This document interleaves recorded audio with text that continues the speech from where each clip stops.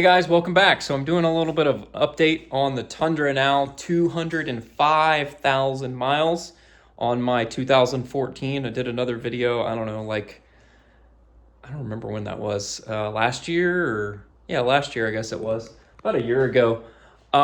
Starting to have some problems with the truck. As some of you saw by my other videos, I had my head gasket fail. I just temporarily, I had ordered a new engine for it. I actually have a new engine here, in the basement back here. And I'm down here in my basement shop. I was doing the brakes on the truck today, the back brakes. And I ordered a new engine, and I decided to give some Blue Devil head gasket sealer a try, and I put it through the engine, and that was, let's see here, at 196,000 miles, and I have 205,000. That was 9,000 miles ago. I put that Blue Devil head gasket sealer in here. So far, it seems to be holding. Haven't had any issues coolant-wise up until, I don't know, maybe like a month or two ago. My valley plate is leaking now. I did confirm before with the head gasket thing, my valley plate was not leaking at the time. I visually inspected all that. Toyota did the same thing. Just in the last probably month, I've developed a valley plate leak. That's the heat exchanger job. Kind of a pain in the butt to take all that stuff out to get to it, just to change that little gasket out. But either way, it's leaking. It's not leaking too bad. I did notice I had been checking the coolant after I did the Blue Devil. I had been checking the coolant like every week, inspecting the level. It was staying perfectly level for a few months. And then let's see here. I'm making this video in October, in the middle of October, and the head gasket failed back in, it was like February or March, I want to say.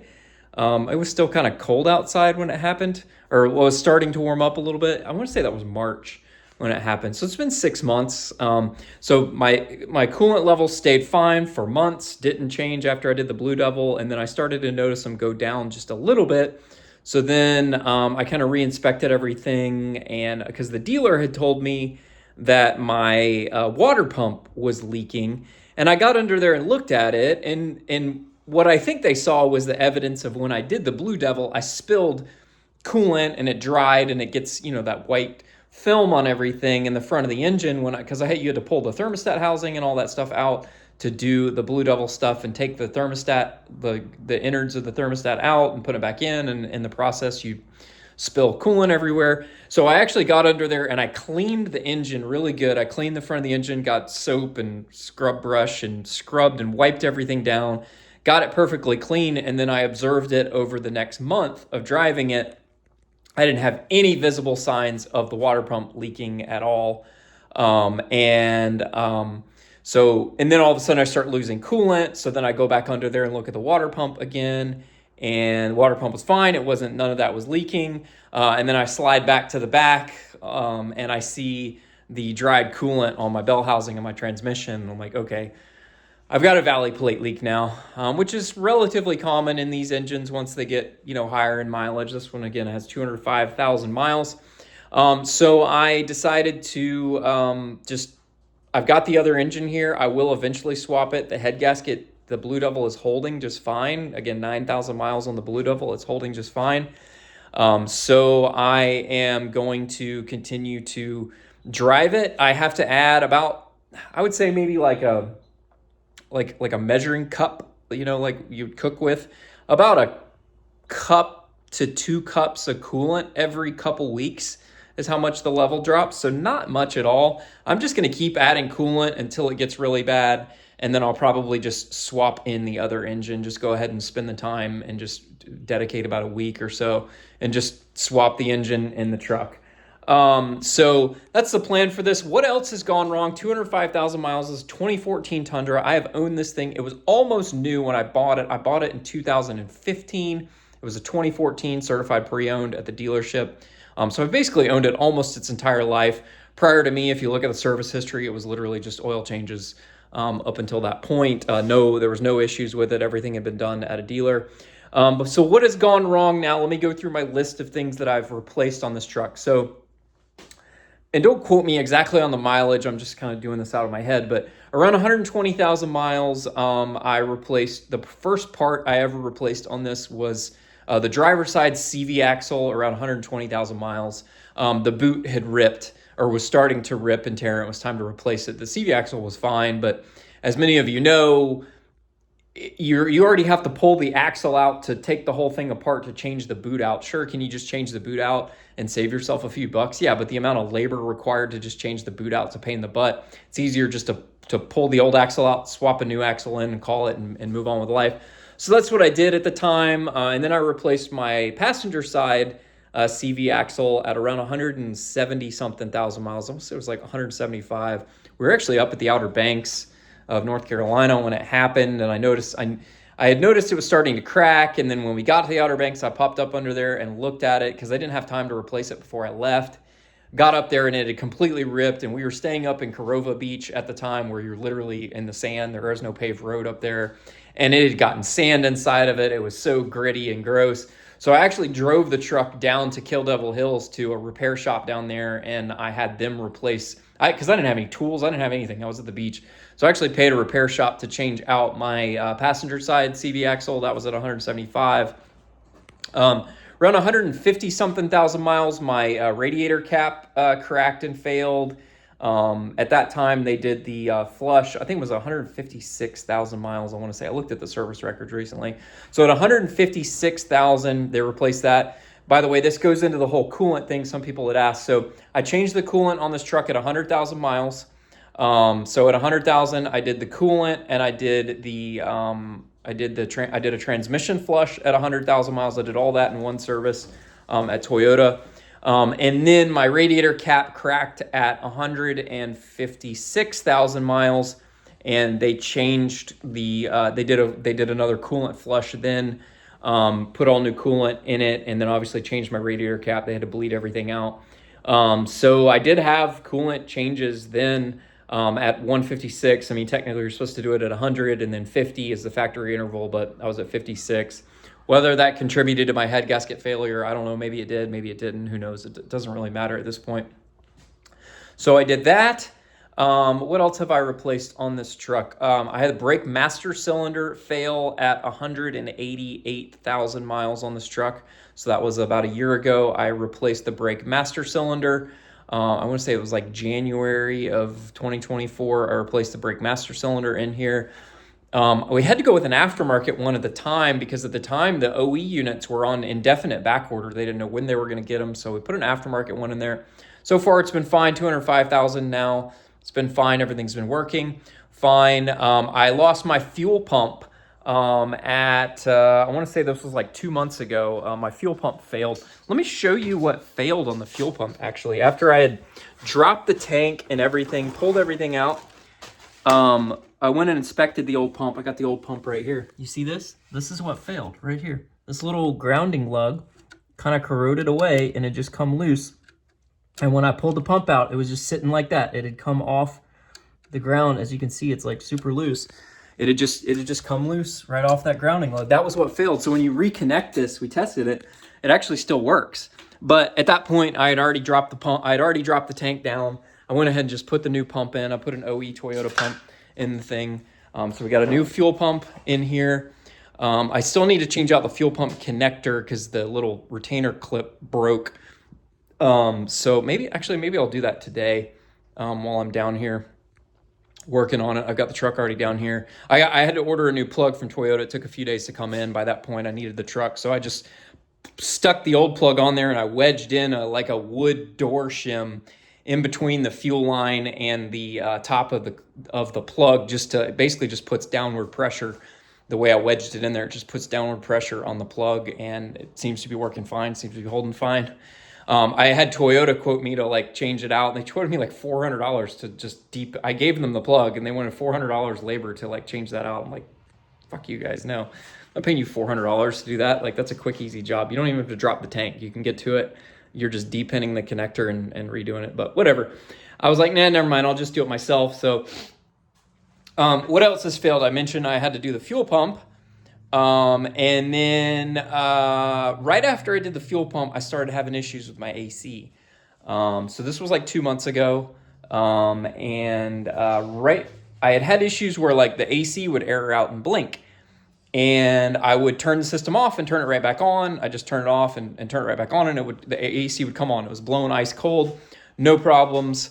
That would happen like every other day, and then it started happening kind of every day. And then it got to the point after about a month of doing that literally the day before we were supposed to leave to go to the beach for fall break, we go to drive the truck to go take ice cream, and it just that wouldn't work anymore. The AC would not come on.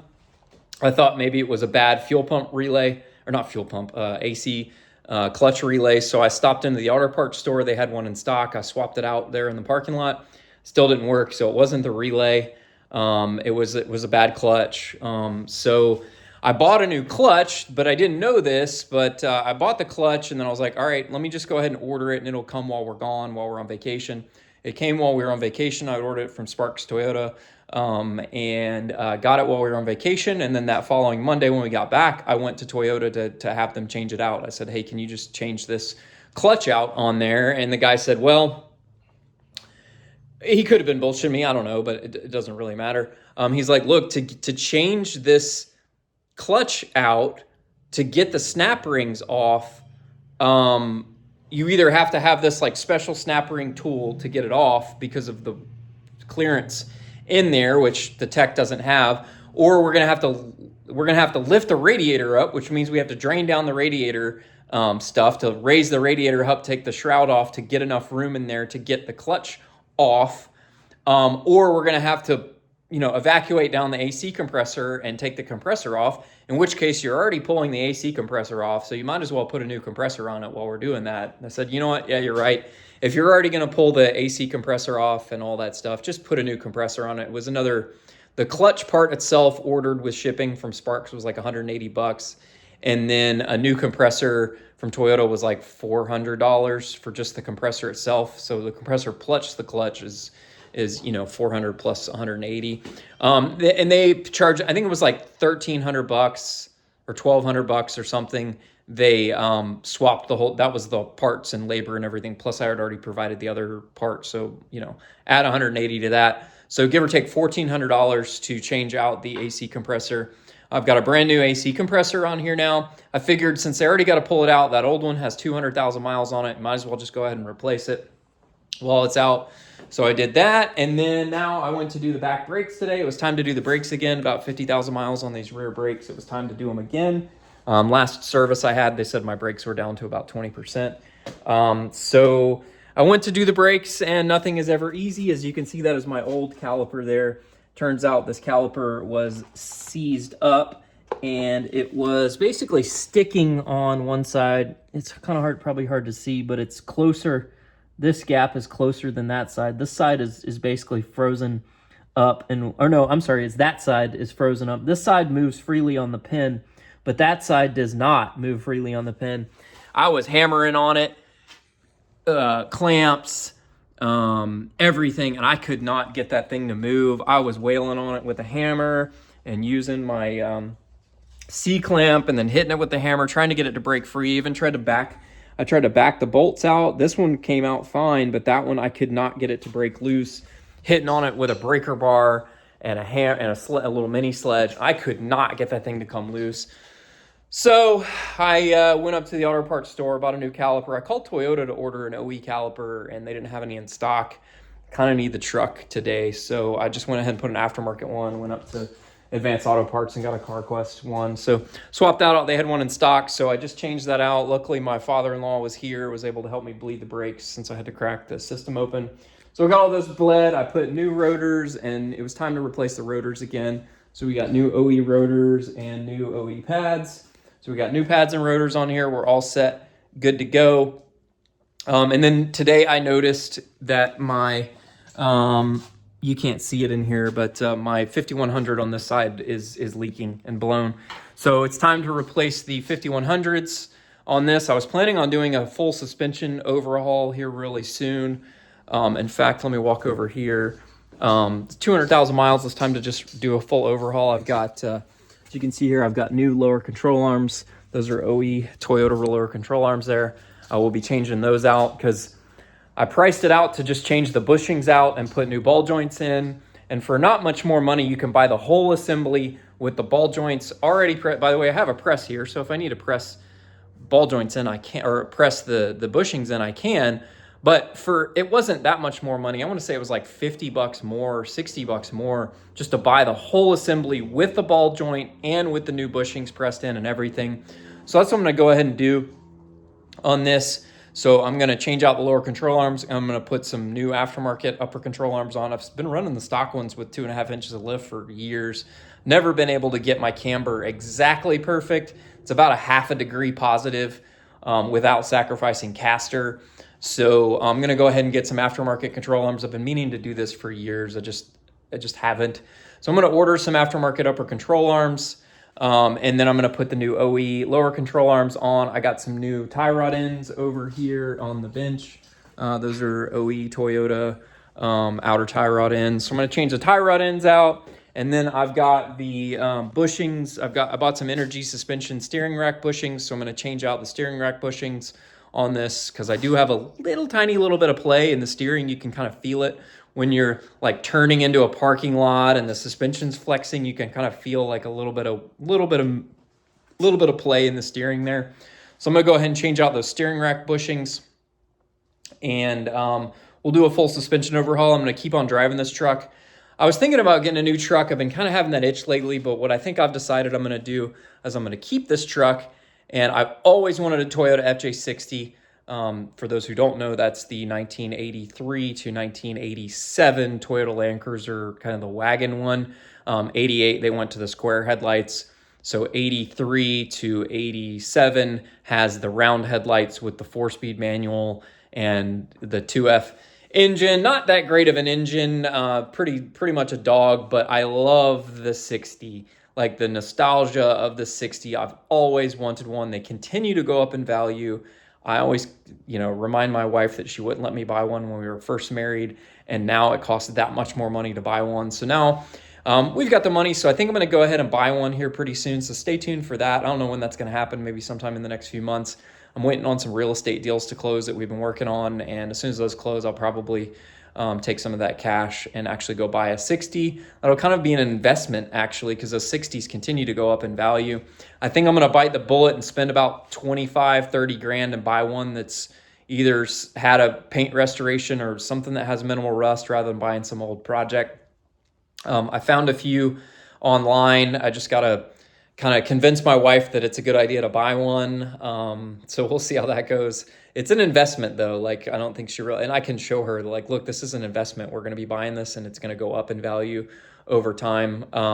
So anyways, I think that's what I'm going to do. I'm going to keep this truck, keep driving this. This is my truck that I can tow and haul with. I'll put a little bit of money into sprucing it up, getting it brand new again. I got another engine for it here. So the only other major thing to go wrong with this truck is the transmission. So what if the transmission goes out, I'll spend a few $1,000s, replace the transmission in it. Transmission should be fine. I just did another flush on it at 200,000 miles.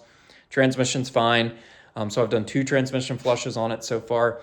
And I'll just keep driving it and buy that 60, and I can just kind of split time between driving the 60 and driving this and call it a day. So thanks for checking in on the update, guys. That's what's going on with the Tundra. Have a good day. See you.